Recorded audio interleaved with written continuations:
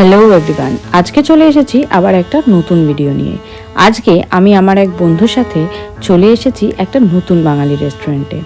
এখানের বিশেষত্ব হলো এখানে পাওয়া যায় ঠাকুরবাড়ির রান্না, যেটা প্রায় হারিয়েই গেছে। তো চলো ভেতরে যাই আর দেখি কেমন লাগে।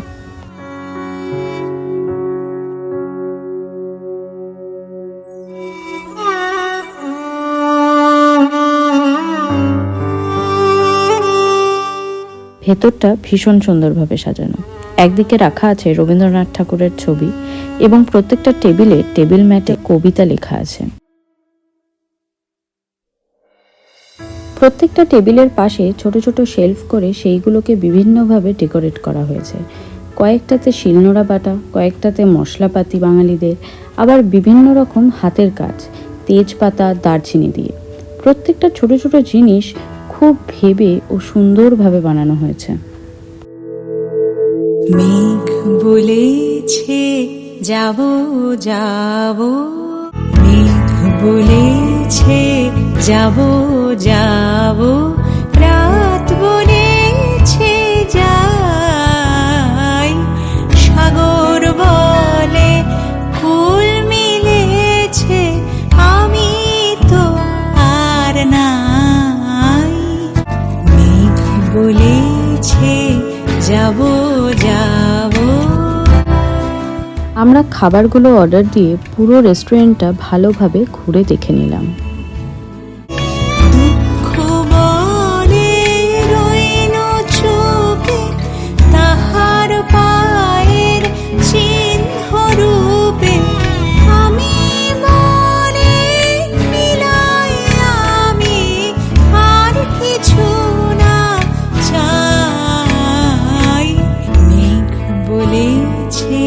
যাব যাব, রাত বলেছে যাই।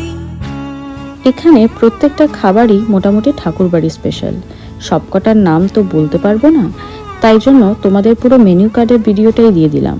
তোমরা ভালো করে দেখে নাও এবং কোনটার কত দাম সেটাও দেখতে পেয়ে যাবে এখানে।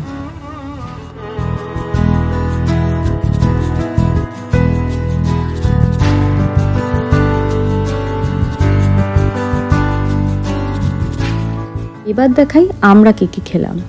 আমরা প্রথমে ড্রিঙ্কসে অর্ডার করেছিলাম গন্ধরাজ ঘোল ও ডাবলাবুর শরবত। তার সাথে নিয়ে নিয়েছিলাম আমরা নিরামিষ ঝাল পিঠে।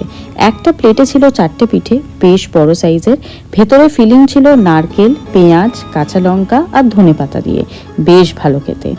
এই পিঠেগুলো যদিও খুব বড় বড়, কিন্তু আমরা তো প্রচুর খাই, তাই আমাদের খুব একটা পেট ভরেনি এগুলোতে।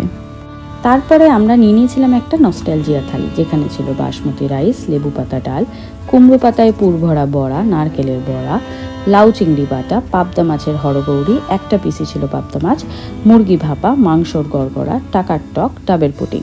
আরেকটা কথা বলে দিই, এত কিছু খাবার পরও আমাদের কিন্তু ভাত কম পড়ে গেছিল, হাফ প্লেট ভাত নিতে হয়েছিল। তার সাথে আমরা নিয়ে নিয়েছিলাম ক্ষীরের অমলেট। এটা কিন্তু দারুণ খেতে ছিল, এটা মাস্ট ট্রাই। এই সব কিছু আমরা মোটামুটি 2 থেকে 2.5 ঘন্টার মধ্যেই শেষ করে ফেলেছি। তখন প্রায় বিকেল হয়ে গেছে, রেস্টুরেন্টও বন্ধ করবে। আমাদের বললো এবার আপনারা আসুন। তখন আমরা কয়েকটা ছবি তুলে তারপরে বেরিয়ে পড়লাম। বেরিয়ে দেখি সূর্যটা একদম অরেঞ্জ কালারের বলের মতো দারুণ লাগছে। তো যাই হোক, আজকের ভিডিওটা এখানেই শেষ করলাম। আরেকদিন আসবো আবার অন্য একটা ভিডিও নিয়ে। ততদিন ভালো থাকবে, সুস্থ থাকবে, টাটা।